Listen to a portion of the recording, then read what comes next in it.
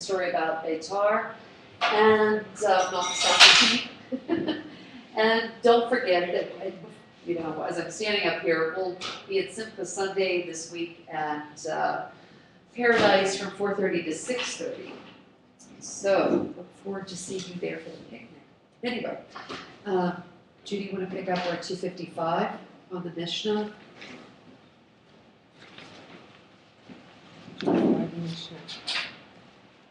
Five calamities befell our fathers on 17th Tammuz and 5 on Tisha B'Av. On 17th Tammuz, the tablets of stone were smashed by Moses. The daily sacrifice ceased. The walls of the city of Jerusalem were breached. Apostomos burned the Torah, and an image was set up in the sanctuary. Okay, so all of these things are the calamities, according to the Talmud, that occurred on Tisha B'Av, which makes it our sort of national day of mourning. Keep going. But this is on 17th of Tammuz they're talking about. Fair enough. Okay, Yeah. and then another list on Tisha B'Av. But I never heard about the 17th of Tammuz.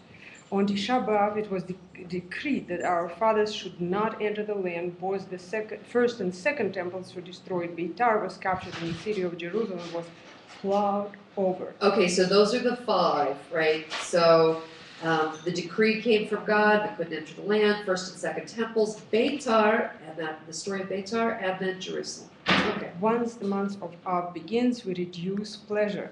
Hair cutting and the washing of clothes are forbidden in week of Tisha B'Av, but are permitted on the Thursday in honor of the Shabbat.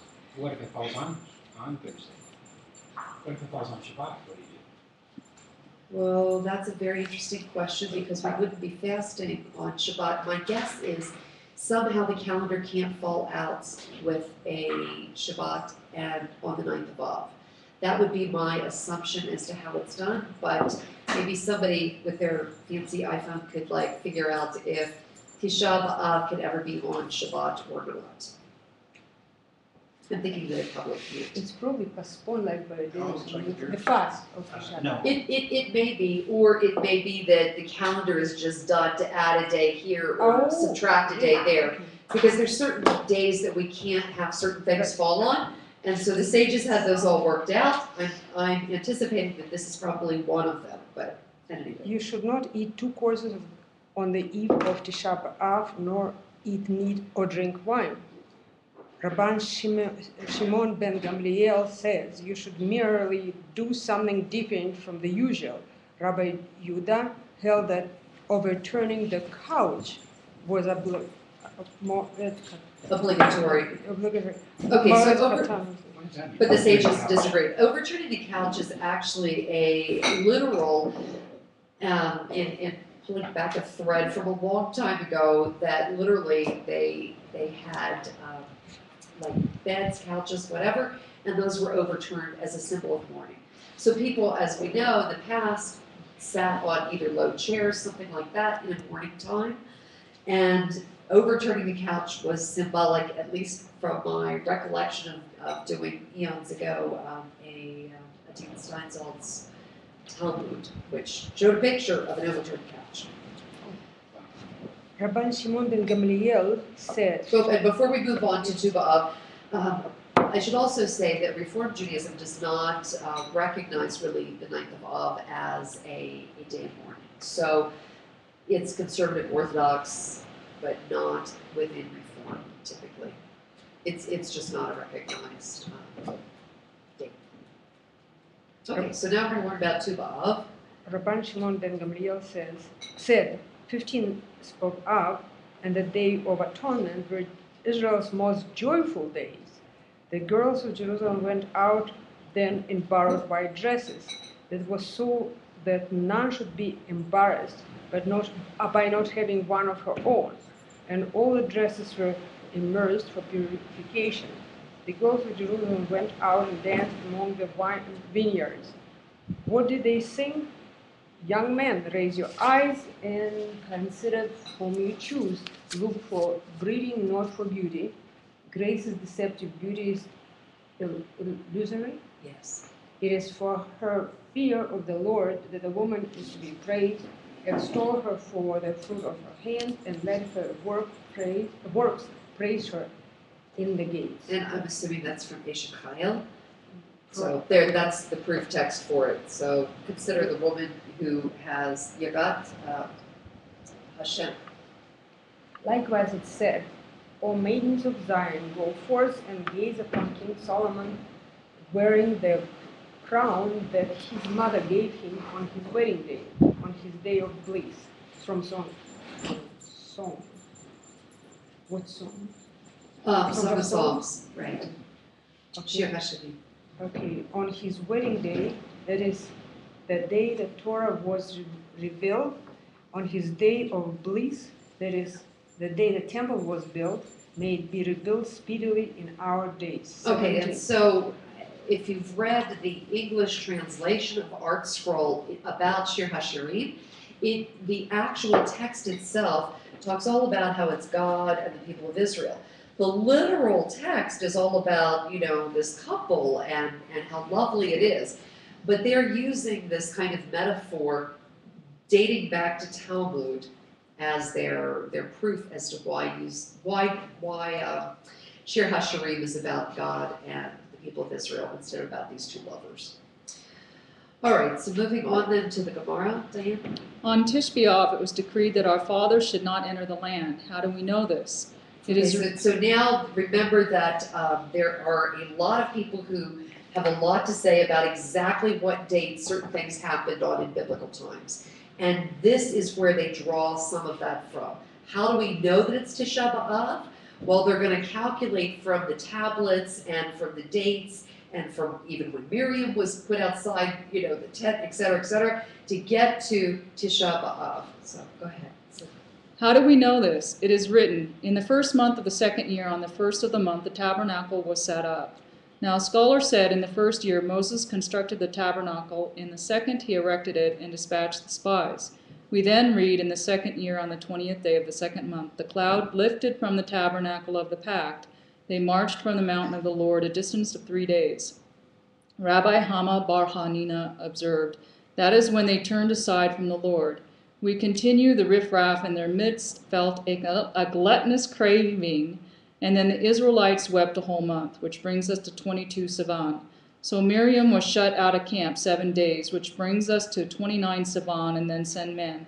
And a Baraita confirms that it was on 29 Sivan that Moses dispatched the spies, and then, at the end of 40 days, they returned from scouting the land. But surely there are only 39 days from 29 Sivan to 9 Av. Abaya said, Tammuz that year was a full month, as it is written. He has proclaimed a set time against me to crush my young men. And the whole community broke into loud cries, and the people wept that night. Okay, so those are his proof texts as to why it was a full month, 30 days instead of 29 days. So that's going to get you to the right exact number. That's footnote 18. So anyway, go ahead. Okay. Rabbah. Rabbah said in the name of Rabbi Yohanan, that night was Tish B'Av. The Holy One, blessed be He, said, you have wept without cause. I ordain this day as a day of weeping for you throughout the generations. How many of you remember? When was that? When did the same when did Rabbah say that? He said in the name of Rabbi Yochanan that the Holy One said, you've wept without cause, therefore I ordain it for you to be a day of weeping throughout the generations. Kind of like, did your mother ever tell you, don't cry or I'll give you something to cry about? Essentially, that's this piece of Talmud, right? Wow. The first temple was destroyed, as it is written, on the 7th day of the 5th month, that was the 19th year of King Nebuchadnezzar of Babylon. Okay, so hold there. There are two different dates, one written in Jeremiah, one written in Kings. So was it the 7th or was it the 10th? And this is that dispute between two different places in Tanakh. What day really was it? The date of the 7th, date of the 10th? Okay, so these are the two proof texts. They're going to put up against each other, and then they're going to try to resolve the issue. Okay. Nebuzaradan. Nebuchadnezzar. Oh, sorry. Yeah. You're right. Nebuzaradan. Nebuzaradan, the chief of the guards, an officer of the king of Babylon, came to Jerusalem. He burned the house of the Lord, and it is written, on the 10th day of the 5th month, that was the 19th year of King Nebuchadnezzar of Babylon, Nebuzaradan, the chief of the guards, came to represent the king of Babylon in Jerusalem. He burned the house of the Lord. It was taught. Okay, so do you see those two? The first one from the Second Kings, it says, on the 7th day of the 5th month, and on the second one there, The 10th it day says the 10th day of the 5th month. So which really was it? So the rabbis are going to like try to resolve the conflict between these two texts, and here's how they do it. Okay. It was taught, you cannot say it was on the 7th, since it is written on the 10th. You cannot say it was on the 10th, since it was written on the 7th. What happened? Foreigners entered the temple on the 7th and ate there and desecrated it on the 7th and 8th. They set fire to it just before dark in the 9th, and it burnt for a whole day, as Scripture says, alas for us, for day is declining. The shadows of evening grow long. This is what Rabbi Yohanan meant. Had I lived in the generation, I would have fixed it. The commemoration on the 10th, for that is what most of the sanctuary was burnt. The other rabbis, however, thought it preferable to commemorate the onset of calamity. Okay, so that's why they're not using the 7th or the 10th, but they're going to use the 9th, right? Tisha. Because the 9th it burnt all day, into the 10th. And this was the first temple, not the second temple. Okay, so there were 5 calamities. This is one of them. This is the first one. Okay. And how do we know that the second temple was destroyed on Tish B'Av? Tisha. Tisha B'Av. Right. Tish otherwise is a table. Really? Yeah. So avoiding the table, we're going to say the 9th. Okay. A Baraita teaches, reward is allotted to a day of innocence and punishment to a day of guilt. They said the first temple was destroyed on the eve of Tisha B'Av. It was a Saturday night at the end of the sabbatical year. In the priestly course of Jehoiarib, and the Levites were standing on their platform singing. Okay, so remember when we talked about the priests, and then they had different priests, different families for different dates, different times, a week of service, and then they were off, kind of thing. So that's why what they're talking about, the priestly course of, and then they were singing this particular song, which is? What were they singing? He will make their evil recoil upon them, and before they reach the words, annihilate them through their own wickedness. The heathen armies entered and overpowered them. It was the same as the destruction of the second temple. Okay, so that gets us from the first and the second temple. Now the issue of the town of Beitar. Wait, what was the same? They're saying The same date. the same date. The same Same date. date. That's They're how not- they get to the same date. They're not saying that the armies entered on exactly that song. Oh well, actually they sort of kind of are, specifically on that particular date, that particular time. Wow. But they're on that project. Okay, Beitar. What do we know about Beitar? Other than it's a great soccer team, right? It was one of the fortresses that Right. that fell when the fight with Romans. There So, was yes, Sale and Betar. Just south of Jerusalem, not very far. I don't know. Okay, so the story is about Rabbi Akiva, who says Bar Kokhba is the man who should overthrow, and he is leading armies, being successful, not in having direct attack, but in kind of like a similar way during the American Revolution. The Americans didn't directly often attack the British. It was kind of taking it from the rear or from the fields or from the hills. So one of the things that happened at Beitar was there was a particular sage, his name was Rabbi Elazar Hamodai, who was fasting during the entire siege of Beitar. Beitar was on a rocky kind of hill, and they had ways to get out, get food, so whenever there was a siege, they were still able to get food and that kind of thing. And Bar Kokhba was leading the revolt. But this sage, apparently at one point, there was a Samaritan who came up behind him and who was whispering in his ear. And unbeknownst to Rabbi Elazar, who was in a weakened state, so Bar Kokhba comes up to him and said, "What did that Samaritan, that anti-Semite, say to you?" Rabbi Elazar said, "Nothing. I don't know what you're talking about." And Bar Kokhba was so angry that he hit Rabbi Elazar, killing him. And this was the sage who had been fasting, and praying to God for the salvation of the city shortly after Beitar fell. So that's kind of the little So nugget. there's a map on page, there's no page number. Okay, in one of our appendix. Yeah, but 750, Where's 9 Jerusalem? plus 1. Okay, so map 2, I see. Map Next to 1. Jerusalem. Map 1, just And between, Masada is here. just under Jerusalem, and just to the Thank west you. of Bethlehem. so I'm trying to figure out where that is in modern. times. Yeah, like, So here's- Beitar, does anything exist now? I don't know the answer to that. I'm looking at it. So we would have to look at a more contemporary map to see if it's on there.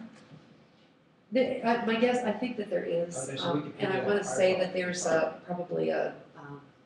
I can there's probably actually key it another up. town, I believe, at Beitar. So if you can see where Jerusalem is, where So- Bethlehem is. It's just to the. So my question was, where is it relative to the Green Line? And so it's just within Palestinian territory, Yes, it is. just outside of the South Jerusalem neighborhoods, according to this map. But now Jerusalem tough. almost covers the entire Bethlehem, Jerusalem, the metropolitan area. It Well, almost connects, Anybody else? So the current town looks like it's similarly placed. I was gonna say, and see if there's anything else with regard to Beitar. There were 3 fortresses that fell that I know of, Yodefet, Masada, and Betar. And I don't know in what sequence, but they're mentioned in one of these, 100-year-old songs about the last rebellion. One of these Zionist songs. And and that's where they say that Masada wouldn't fall again or something. Masada is the most famous of them, so. Right. Yodefet and Betar are less known, I don't know where Is there anything that you? Yotapara, that's the Yeah. reality. So it does say that Beitar fell in the year 135 under the Emperor Hadrian, then the Roman army destroyed it in the 2nd century CE. And it also says the site of historic Beitar is next to the modern village of Batir, southwest of Jerusalem, and is known in Arabic as Tirbet al-Yahud, which is Arabic for the Jewish ruin. Herbet Qumran, it's like ruins of Qumran, and Herbet Yehud, it's Tirbet ruins al-Yahud. of Jews. Yeah, the Jewish ruin. So that's the name of the Arabic village which is just southwest of Jerusalem. Interesting. Okay, all right, moving on then to first, second temple, Beitar, city of Jerusalem. Do you want to pick up? No, okay. Alan, you want to pick up? Where? Beitar, just after the Gemara, Beitar like, was captured. and then the Gemara, and I don't think we did that footnote, please. That is, there's no scriptural basis. Both the capture of Beitar and the plowing of the Temple Mount are associated with the Bar Kokhba revolt in the year 131 CE. See introduction, how the Talmud started. Okay, these anecdotes illustrate God's providence and teach that the righteousness of all nations can earn a place in the world to come. Should we read that footnote? It's up to you, because I don't know the story. Yeah, I don't know, sorry. Okay. I read that book. So, okay, the view ultimately prevailed that though a Jew must be ready to give up his life, where the alternative is Apostasy. apostasy, martyrdom should not positively be sought.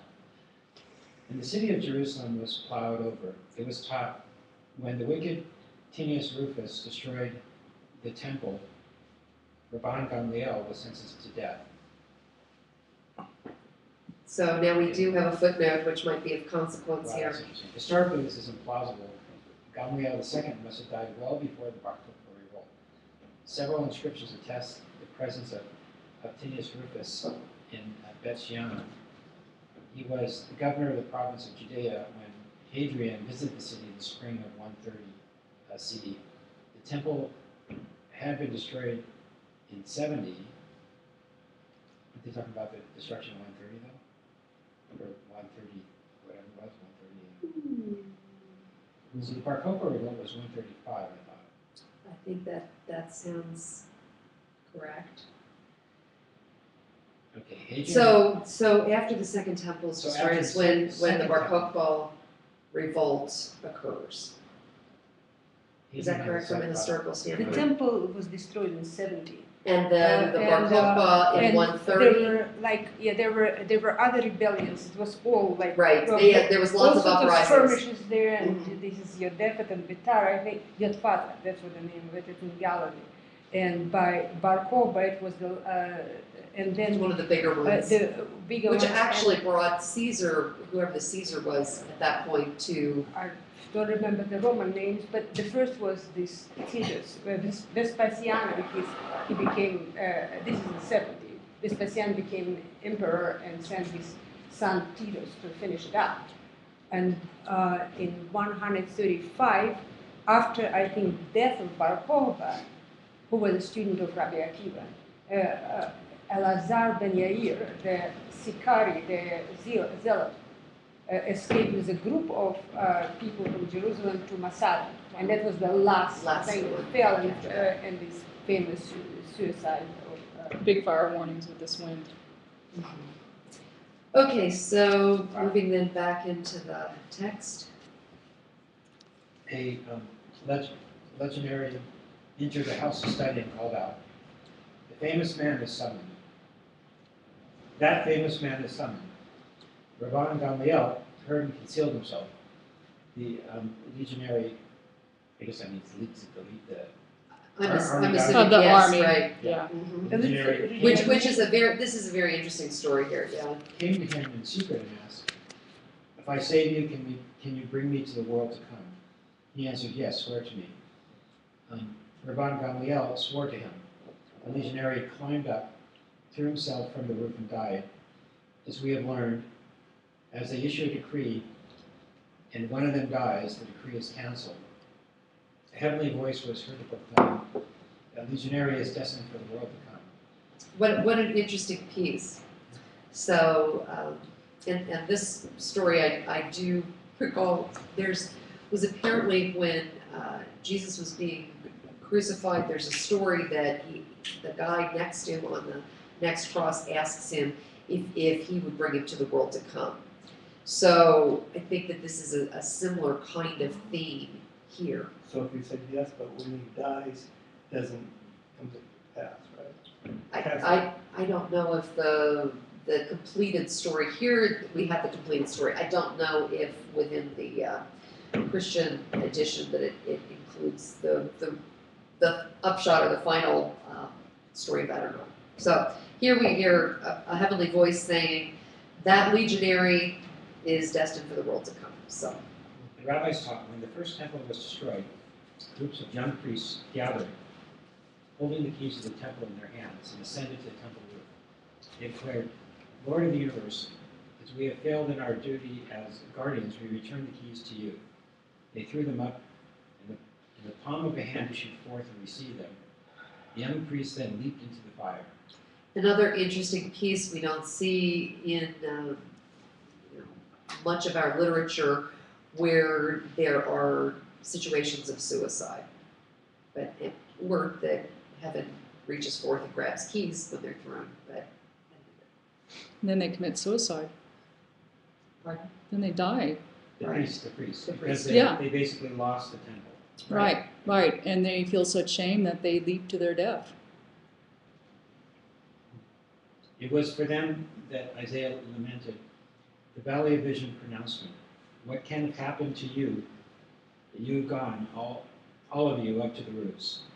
O you who who were full of tumult, you clamorous town, you city so gay, your slain are not the slain of the sword, nor the dead of battle. And the Holy One, blessed be He, lamented, he wailed and moaned over the mountain. Okay, so this is speaking in terms of God, wailing and moaning for the temple itself. The tractate concludes with a discussion of Simeon ben Gamliel's remarkable observation on the celebration of Yom Kippur and 15th of Av. Okay, and we often don't think about Yom Kippur as being a, quote, happy day, but yet there are threads throughout and very well grounded in text that Yom Kippur is a day of joy. Apparently, Simeon ben Gamliel liked it a lot. Yes, he It was did. apparently his favorite day. And we read once, I think, that women dressed in white and all, including rich and poor. And we're going to catch up with that again. Okay. It's coming. You're right. And it's always so nice to read Talmud a second time because you go, I know that story.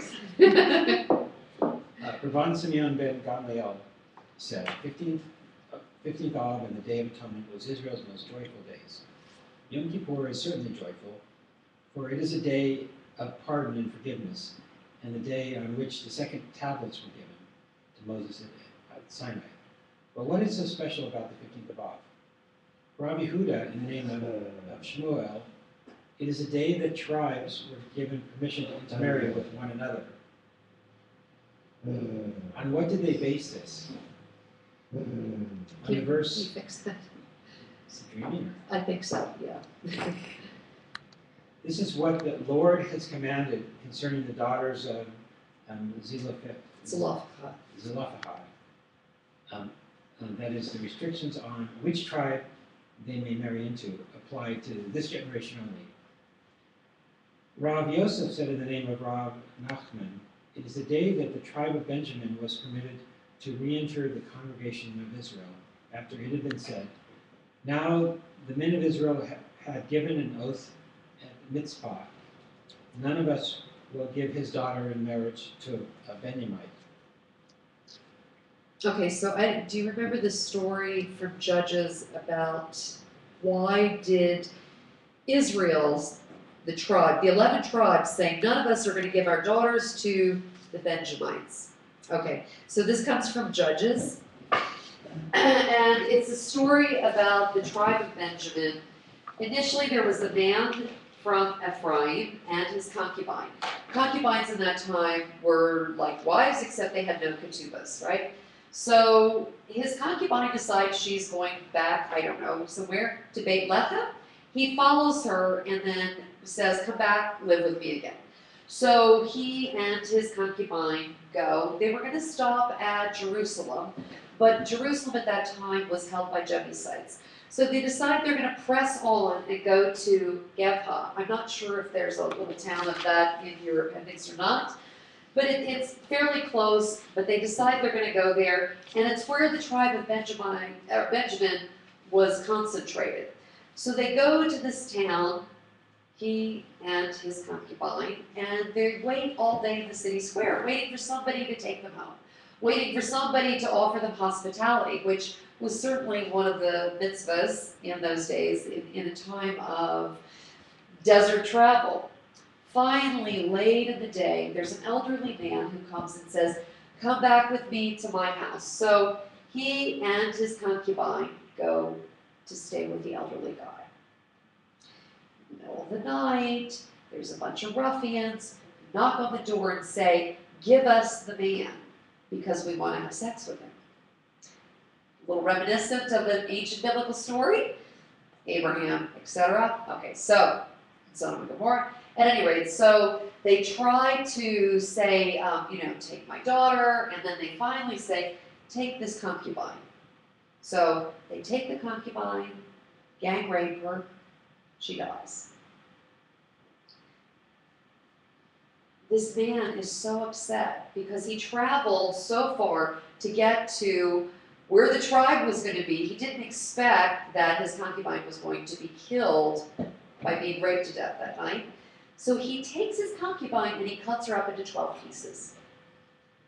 and he sends messengers to all of the tribes that say, this was my concubine, here's the story, I want justice.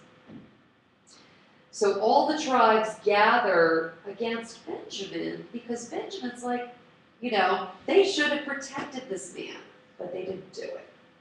They failed to step up to the plate for whatever reason. So there's thousands and thousands of them, and not very many Benjamites, but yet they don't take the, you know, we would say what the correct action is, they don't bring these ruffians to justice. Instead, they fight the 11 tribes. Okay? So they're successful in the first battle. They're successful in the second battle, slaying about 30,000, with not many being taken out of the tribe of Benjamin. So the third battle, they're feeling pretty hot, and they go out, and then then the 11 tribes have a little strategy at this point. So they lure the Benjamites away from their town, they cut them off, and they slay them down to only 600 people left. So at that point, there's Okay, so were the ruffians in that group? I don't know. One There's probably revolt. been rushed somewhere. So the Benjamites are left with only 600 men at that point. And a little time goes by, and they're thinking, okay, now what? There's 11 tribes plus these 600. Are we going to let one of the tribes, no matter how bad they've been? Well, it seems like they've been pretty well punished. What do we do at this point? They've taken this oath that says none of our daughters are going to marry these Benjamites, right? So the first thing the 11 tribes do is they say, okay, was there any town who failed to answer the call? Okay, so they say yes. I don't remember the name of the little town, Yovesh something. So they amass, you know, a group, and they go slaughter all of the people except for the virgins of the town. They take those virgins and marry them off. There's only 400 of them though, to the Benjamites. There's still some problem, right? 600 guys, tribe of Benjamin, 400 virgins from this town. Missing 200 women at this point. So now we come to the story of Tubal.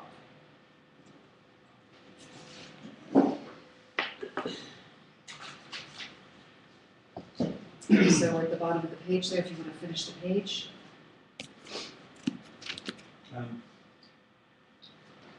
On what do they base this? On the expression none of us will give his daughter, but our children may. Okay, so they're trying to figure out how to deal with that situation. Should we pick up the 216? Rabbi Bar Hana said in the name of Rabbi Yohanan, it is the day that those condemned to die in the wilderness ceased dying. As scholars said, God's word to Moses did not resume until those condemned to die in the wilderness ceased dying, as it is said, when all the men of war ceased dying, God spoke to me in Deuteronomy. The word came to me once more. Okay, so these are still, why is Tu B'Av such a great day? So, Ula said, is this the day that Isaiah the son of Elah abolished the guards that Jeroboam son of Nebat had appointed to prevent Israelites from going to Jerusalem to celebrate the Pilgrim Festival? He said, they may go where they please. 23rd. Jeroboam and Hosea were both kings of the northern Judean kingdom. Jeroboam had rebelled against Solomon's son Rehoboam and erected shrines at Dan and Bethel to rival the attraction of Jerusalem. In Kings, it states that Hosea, so displeasing to God, was not as bad as his predecessors. The rabbis read this as a hint that he abolished the guards. so a little piece of history there. Okay.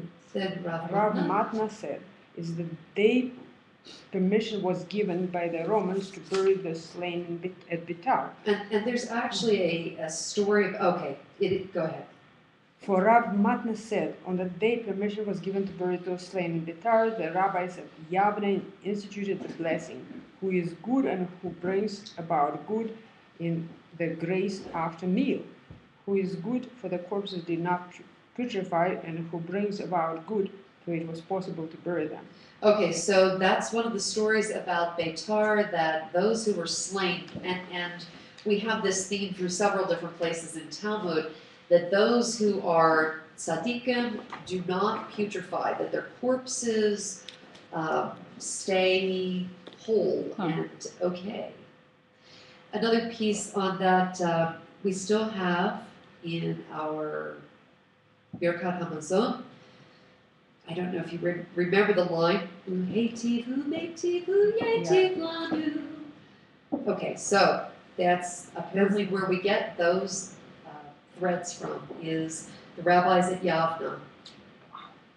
Rabbi and Rav Yosef both said it was the day they used to stop chopping wood for the fires of the altar, for a Baraita taught.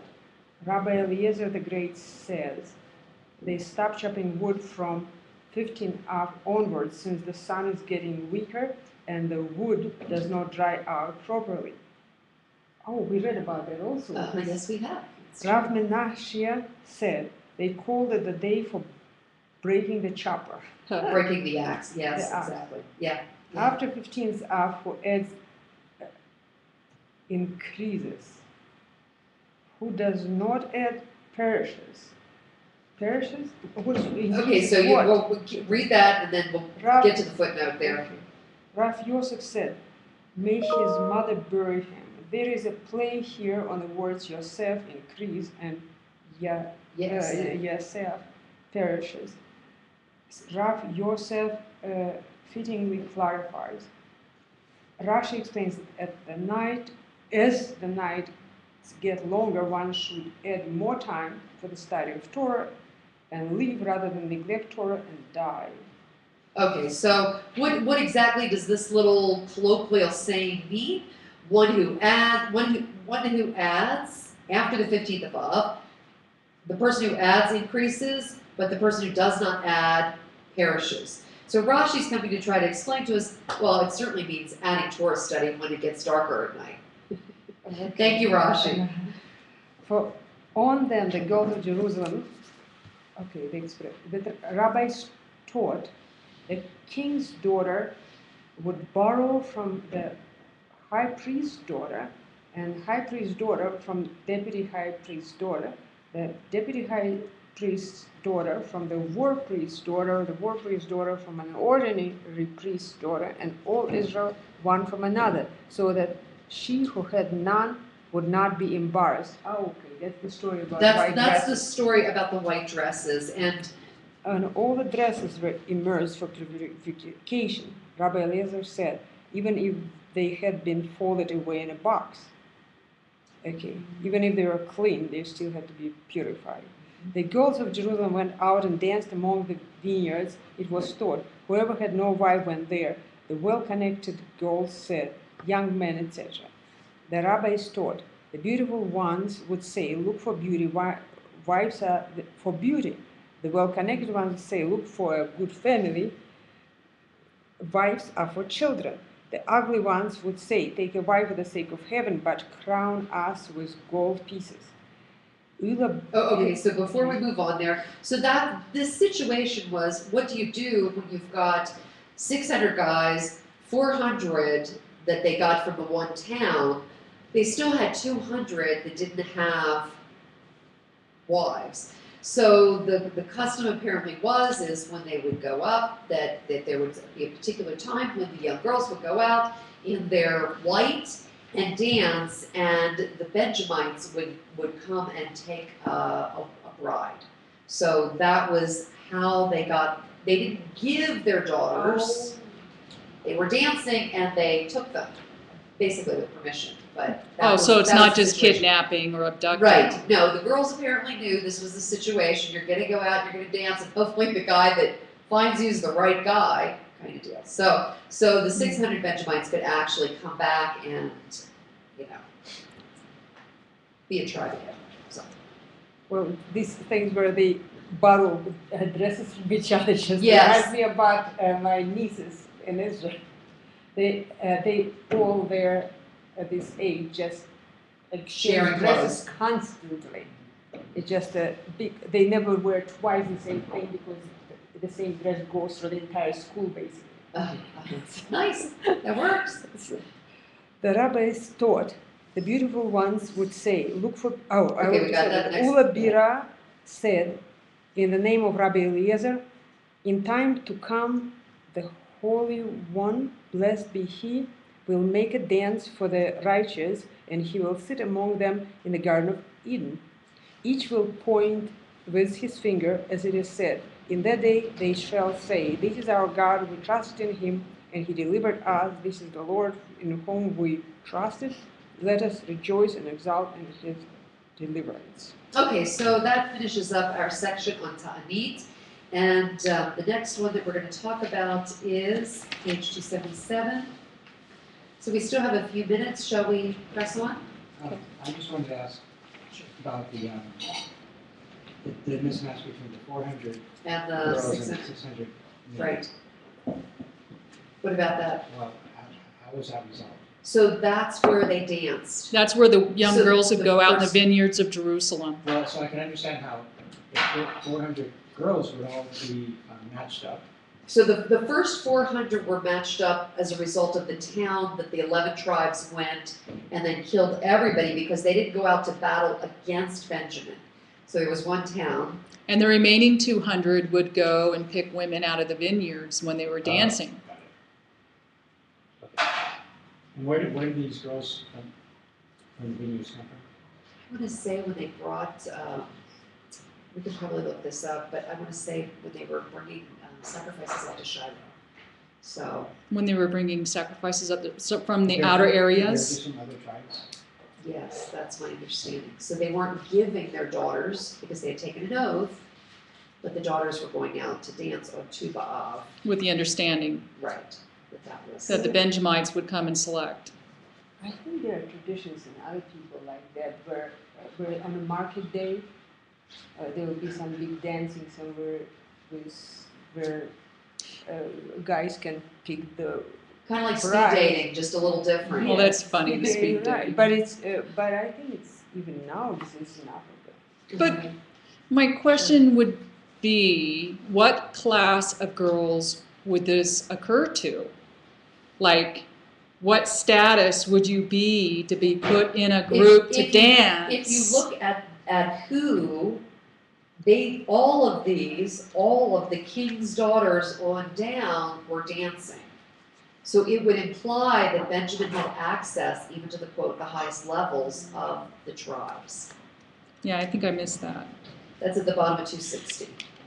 Because we know for The king's daughter would borrow from the high priest's daughter, the high etc. priest. So all of All those, status, if they weren't already they were all going to in contract. If they weren't in contract, They wouldn't be out dancing if they had been betrothed, Nisuin, or whatever, right? If that was a question. yes. So they obviously wouldn't be out dancing if that was the situation. Interesting. So no, it wasn't based on class.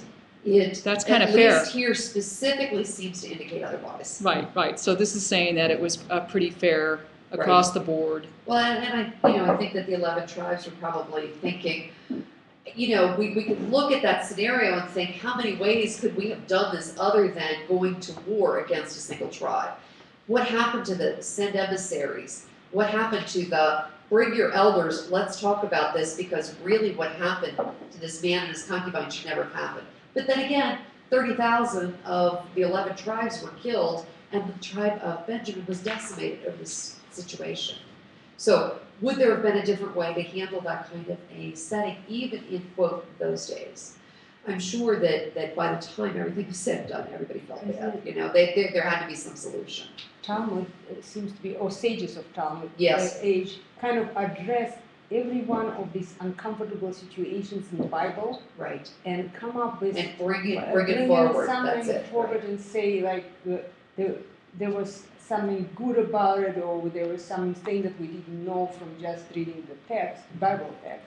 And now we've learned so much, and we're so much wiser as a result. So yeah, Well, and I that's think about the classic eye for an eye, right? yeah. We know that the Bible literally says eye for an eye, But yet Talmud tells us it's I for compensation or the amount of money. Because one eye may not be equivalent to another eye. All of those, yes. There's lots of good reasons for that. One of the problems with Karaites who refuse to accept Talmud is that they have a There's still an problem active there. temple like in San Francisco. They do exist, Yeah. but I don't exactly know how they resolve these kind of issues. Like when That's a good the question. parents are supposed to stone the rebellious son and all that stuff, or how they deal with this kind of thing got softened up by Talmud during the days. Right, true. So when did this happen, this story from Judges? Let's, somebody find Google, otherwise, Judges, Benjamites, Would you say, dates. you know, a dozen generations after Moses, It would, some countable number of generations after Moses? yes would be the answer, because you have to have the tribes living in the land long enough at least to get thousands, because that's what Judges seems to Now we're indicate. looking for Judges what? 21. We're looking 21. for, dates. I'm just sort of wondering, you know, what happened to the word of Moses. when he said, 21:1. Deuteronomy, 21:1. People of Israel should stand there. I'll look it up Never at be once. innocent. Various Never be commentaries. innocent. Judges 21:1, the men of Israel had taken an oath. That's what we're Yes, looking yes. for. Right, but we want a date Now- on that. That's Don't like you all- like Bible Gateway? Isn't that the one you like? That's like off. I have the books from different movements, you know. So. And I like the Jewish Study Bible that gives a lot of Okay, stuff. there's Bible And study wasn't tools. that one that, I think actually, that, was it your father did the dates? Yeah, Because I could- have that book that Monica gave me. Oh, yeah. Well, I could look it up. I have at home like piles of this. I have machine from every movement in the United States, plus the Jewish Study Bible. Because So- you need all that if you're gonna teach Torah Well, on Tuesdays. Because that's the only way it's interesting for me to study Torah. Instead of just going at one commentary, it would be very boring, I think. But because these various commentaries appeal to various audiences. you True. know. And it's like this Jewish Study Bible was suggested to me by an Orthodox woman from New York. Uh-huh. And there's some really revolutionary things there. You never think that Orthodox will study, but they do. And Okay, so we have at least the tribes of Israel, their strength was 400,000, the tribe of Benjamin was 26,000. So, That's not a date though. no, I don't have a date I yet. will look it Sometime up. I will look it between up. 1200 and 1000 BC. Okay. So Gibeah in Canaan, and it is the Battle of Gibeah episode, the book of Judges, triggered by an incident of gross inhospitality on the part of the tribe of Benjamin, in which a concubine belonging to a man from the tribe of Levi was raped by a rowdy mob. So it's very much reminiscent of the story of Abraham. The casualties, 40,000 were lost from the tribes, 25,100 of the Benjamites. Okay, so I think we're done for today. And we'll pick up at 277 next time.